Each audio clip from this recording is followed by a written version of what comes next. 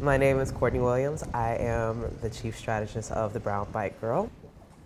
I partner with organizations, local government, nonprofit individuals who have the will to help communities of color have more equitable access to cycling.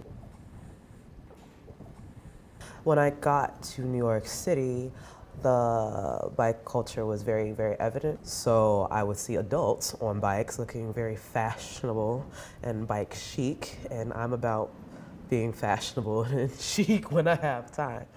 And I started cycling, and I kind of eventually maxed out the routes in which I was comfortable going by myself.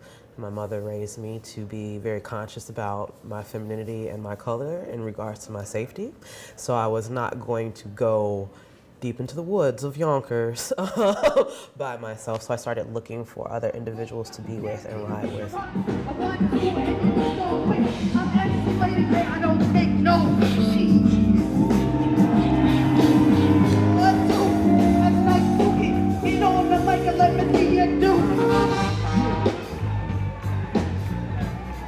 Give it up for Suki, y'all. Community Arts Council member in the place. Check it out. I haven't planned on it. Where's the microphone? We're going to leave from right here, and I'm pointing it out. Oh, I'm Grace. Meet us over at the welcome tent to do the community bike ride with Courtney and the Brown Bike Girl.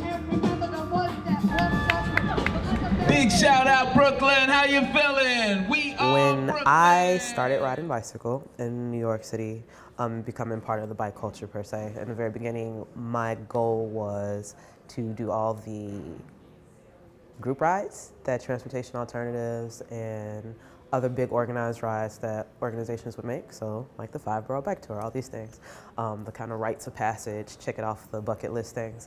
And as I was involved in the groups that I was in, I was finding that the people of color absolutely were not clued in on them, or even about the big rides themselves. So what I wanted to do with becoming involved and being an advocate was to make sure that everyone in the city was reaching their full potential by getting the knowledge. In the event that we get cut off by like a traffic light, I will try not to run lights that I think that we can't all make it through. But in the event that we do, just yell off the back.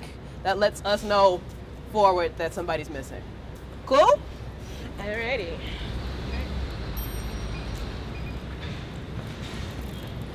Let us go.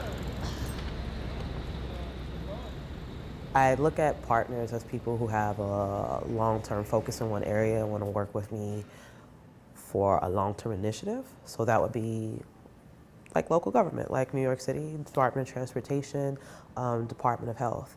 They have goals around improving the quality of life for residents in a concentrated space or for a particular initiative like the L train shutdown is about to happen. And I will be partnering, should things go smoothly, right, with Department of Transportation about how to prepare people about that. Hey, who just joined? Hi, this is Sharon. Hey, Sharon. Bike New York always comes in force. Who's that last person? It is Pio. I intentionally make sure to remind people where they are or are not being equitable and challenge them to make the most equitable things happen. So for example, the Department of Transportation, and not just them, but all of the major players and stakeholders who have been preparing for the idea that people should commute by bicycle to overcome the catastrophe that will be the L train shutting down over the Williamsburg Bridge and all the buses that are going to back up across Grand and things. But I would like to put some energy into developing some ideal routes and helping people practice going along those routes into the city or to a nearer commute station. In August, I was invited to lead a group ride for BRIC Arts in collaboration with Ingersoll Community Center.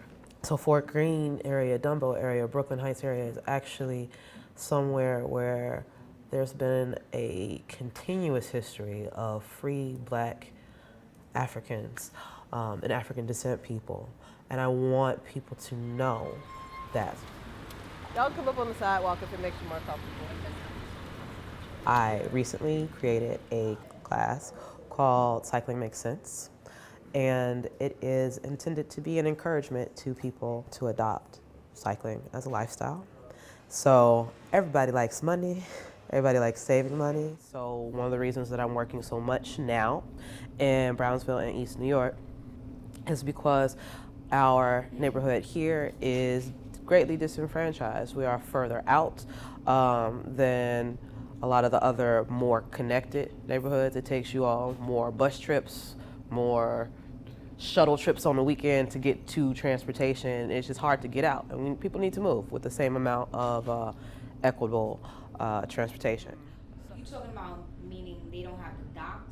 They don't have docks here. You don't have stations for you to make it practical. So you, out of this neighborhood, would have to find your way close to the museum, or Utica would be the last place there is a city bike station. That's in true. Bedside. So I do the financial classes because everybody has monetary needs, and in low-income neighborhoods, it's especially more poignant to save money. The objective is to help people connect the realities between every trip they make on a bicycle versus every swipe they have to make with MTA, or every gallon of gas they're putting into their car. You save whatever the difference is in that. Like you're saving $15, $18. Pull up, Noel. I don't want your tail wheel getting knocked. So this is the Brooklyn Historical Society. It's part of the inspiration, as I told you all, for even engaging in these kind of tours about free Black settlements in Brooklyn, because they opened the abolitionist exhibit here maybe 5 years ago. It's the source of those big booklets I gave to you all. And I think the abolition exhibit in here, it's semi-permanent. It's going to leave, if not this fall, spring of next year. So like in New York, for example, the North has this reputation, and they kind of tout it culturally, that, you know, we're the more progressive, you know, part of the nation. We got rid of slavery first, and that's why the South wanted to fight us. But like, let's keep it 1,000% as per the exhibit. Slavery was very, very, very much a part of New York. It's very, very much part of the North, because, I mean, even though the South was growing cotton, who was putting it through the mills and making it into fabric? We were. You know, we were selling boats, but who was making the tweed? Who was farming the flax and stuff out of fields? Slaves were in the North. Rolling. Cycling in New York City is great because you can. And you can get anywhere you need to get via a bicycle. You can truly get it done here.